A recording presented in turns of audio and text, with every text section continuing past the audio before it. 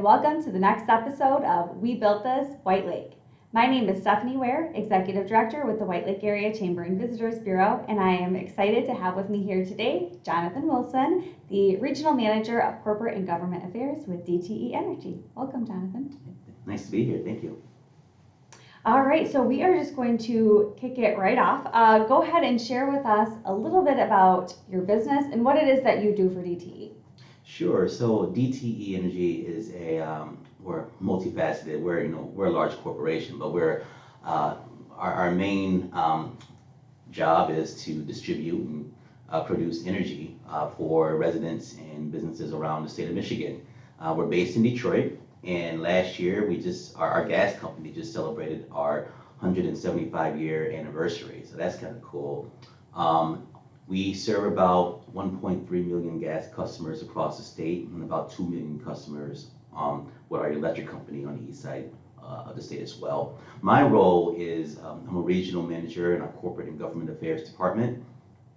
My job is basically to be the eyes and ears for our corporation locally. I manage our relationships with local units of government, chambers of commerce, and economic development organizations around the 20-county region that I cover. And I basically make sure that DTE is seen as a good corporate citizen. And I also work with legislators to develop policy and legislation that is conducive to us doing business. Oh, so you oversee 20 counties? Yes. Okay, that's a lot. You have to be in a lot of places. Yeah. Good thing is I work remotely, so I work from home, but I do cover 20 counties. So I cover Kent County up to the northern tip of Manistee and east to the Mount Pleasant, Gladwin area. There are 4 DTE gas service centers in my territory. We also have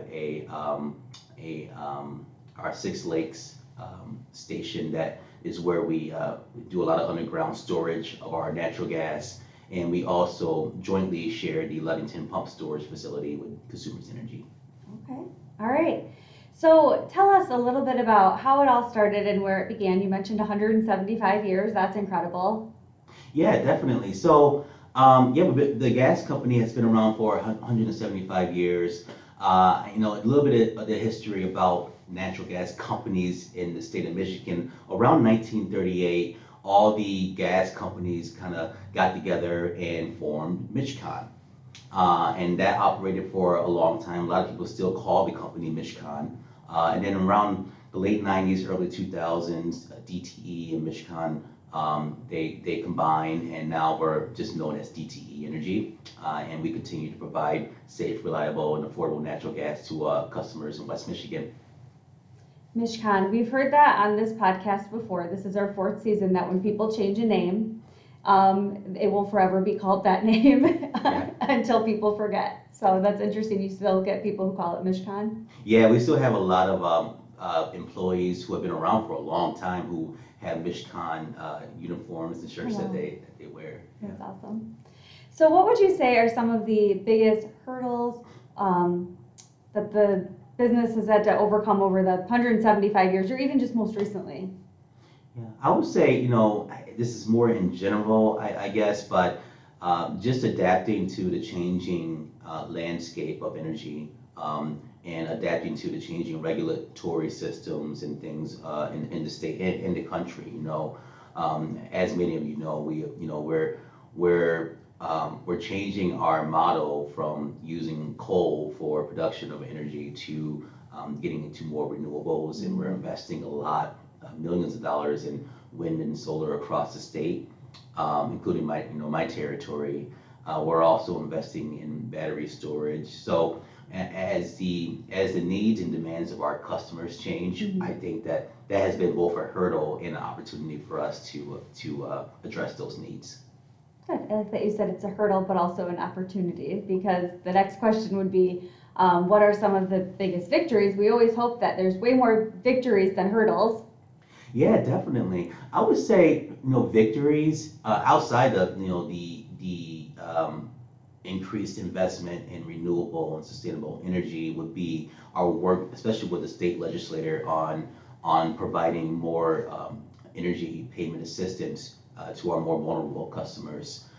Just last year, we were able to increase funding through MEEP, which is the Michigan Energy Assistance Program, to make sure that our customers who are in more lower income communities have the resources that they need to stay on top of their bills so that we can continue to provide them affordable energy as well. Oh, that's great.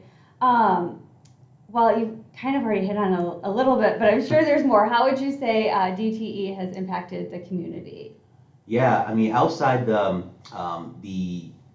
operational aspects and regulatory system, we also have a very robust foundation. The DTE Foundation annually provides roughly $18 to $20 million to nonprofits across the state of Michigan, including West Michigan.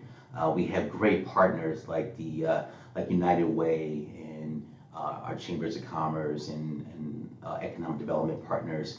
We have a great partnership with the Muskegon Museum of Art this year that we're supporting their programming as well. So I think one of the things I'm very proud of is the philanthropic efforts that we put out into the community. In addition to just providing funding and money, we also do a lot of volunteering in communities that we live and we serve as well. We have 10,000 employees, and I want to say 4,000 or 5,000 of us are in one way, shape, or form contributing, volunteering in our community, whether that's serving on the board or volunteering on a cleanup day or helping to build structures in the community. We really are, we're trying to be part of the community that we live and serve every day.